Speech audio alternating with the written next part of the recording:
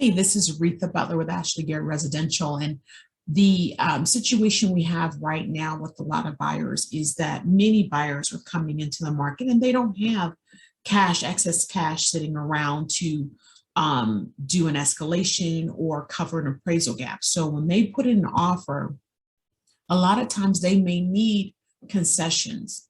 Now, the interesting about concessions, we call them seller concessions, but you need to know that anyone can cover those concessions. It's just not the requirement or only the seller can cover them. Seller concessions can be, or the needed closing cost that we usually attribute to seller concessions can be covered by other people. Well, that's kind of one of those secrets that people don't want you to always know.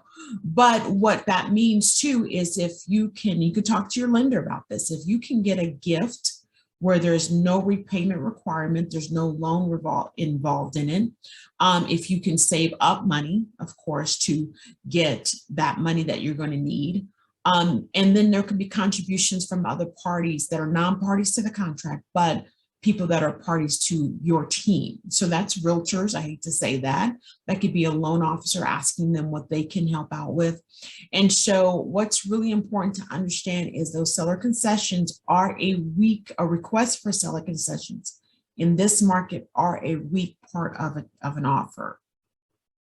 Do you see? So if I'm a seller and my home, I'm asking for $415,000, and you come along and you offer 415,000 plus, you need 4,000 in seller concessions or 5,000 in seller concessions. Your offer has weakened their takeaway. And so that other offer that comes in at 415,000 looks much more appealing because it doesn't have anything that's going to take away from me as the seller, from my pocket as the seller. You can also say, well, what I'm going to do is I need the seller concession. So what I want to do is I want to upbid. I want to increase my offer above the asking price. And when you do that, just say, you know what? I need 4,000 or 5,000 in seller concessions. I am going to go up to 420. I'm going to ask for the $4,000 or $5,000 seller concessions, and therefore that seller sees a net of 415. There's some other play numbers here, but we're just for clear math. They're going to see 415, 416. When another offer comes in at 420 solid with no seller concessions, you're already out of play. It's nothing personal. It's nothing about liking you, not liking you. It really comes down to the bottom line. Now, there's other ways to make a deal attractive, but a lot of times if they don't have a monetary impact, they are slow on the uptake. A seller can be slow on the uptake for wanting your offer. They can have other impacts, move me out of here, reduce my holding cost, all those great things. But at the end of the day, what is my bottom line is what the seller is asking. And what impact do your seller concessions have on my bottom line? Now, for example, you're approved at 430 and that 415 is the asking price of the seller. You need $5,000 in seller concessions. To go up to 420 makes a lot of sense if the market can bear that, if the appraised value for today. Now remember, appraised values are for a moment in time. So we can't project out the appraised value 6, 12, 18, 20 months out, right? For the moment in time, when you get an appraised value, it's just like the balance sheet. For the moment in time, this is what the appraiser is willing to say. So what we need to do is we need to say, okay, I have a 415 listing price. I'm going to do a purchase offer of 420. And then I'm going to ask them for the concessions. And as I demonstrated before, that does not help their bottom line, particularly if another offer comes in at 420 in the type of market we have.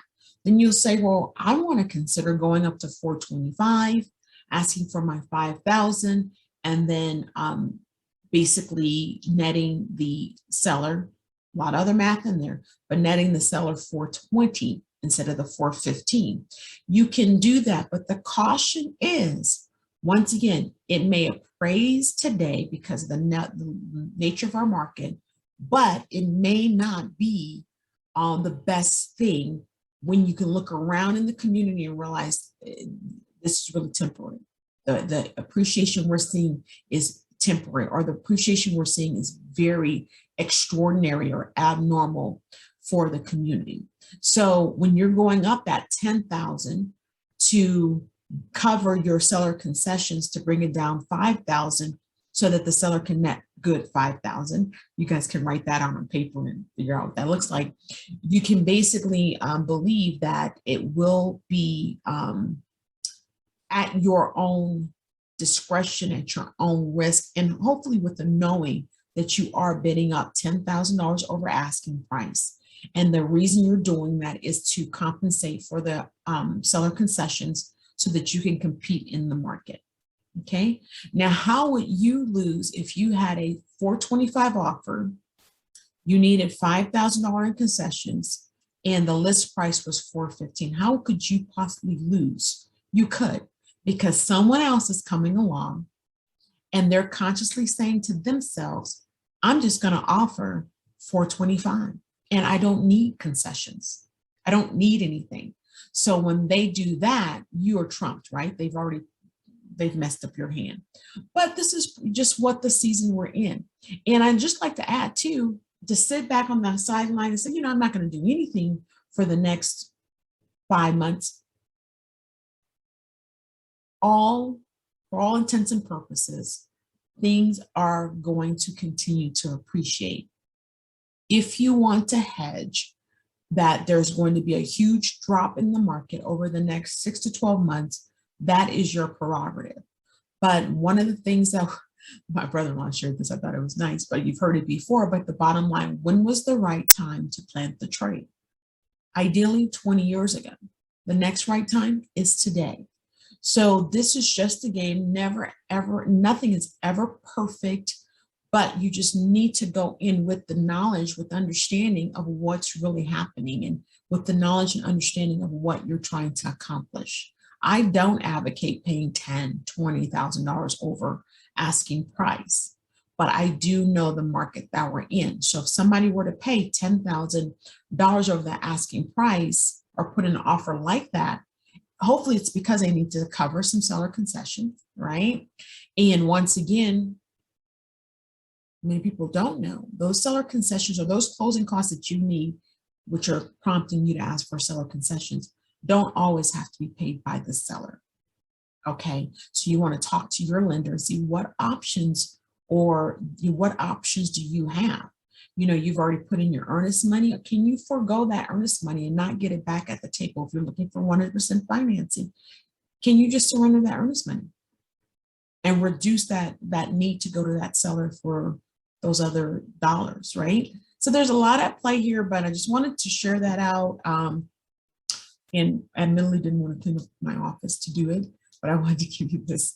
So you guys have a great day. I hope that was helpful. Seller concessions and how to navigate them, what you're really saying, what you're really doing from a seller's perspective, and some things to consider so you're knowledgeable on how you're going to go out there. Want you to have a great day. Take care. My name is Reatha Butler. I'm here to serve. I'm broker owner of Ashley Garrett Residential. And as always, feel free to give me a call. Make me a part of your team. You may not be looking to buy or sell. I understand that, but make me a part of the team. I think I'll add value to it. Okay. Just being honest and being candid. Take care. Bye.